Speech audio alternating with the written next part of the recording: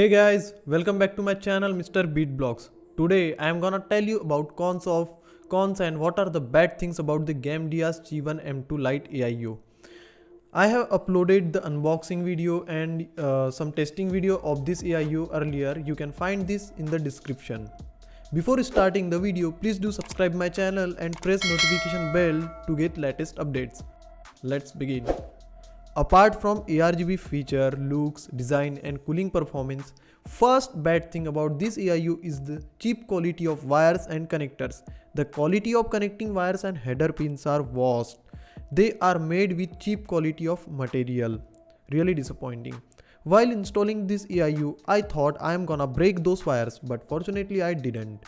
Second, the most important bad thing about this AIO is that you can't control the rotation speed of the fans and water pump. This is the worst thing because this AIO doesn't support PWM support. That's why my motherboard can't change the speed of fans and AIO according to the CPU temperature automatically.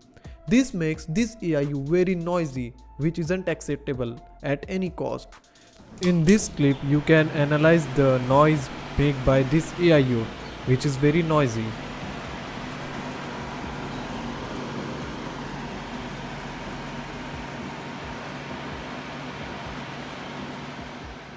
Third bad thing about this AIO has lesser lifespan, as the water pump and fans always rotate at maximum speed. They will definitely gonna weird out very soon as compared to other AIOs.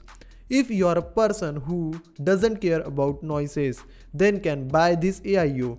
If you are a person like me who doesn't like loud noises coming out from the CPU, should not buy this AIO at any cost. Well, that's enough for today. I hope you like this video and please don't forget to subscribe my channel for latest updates. Thank you so much. Bye bye. Have a nice day.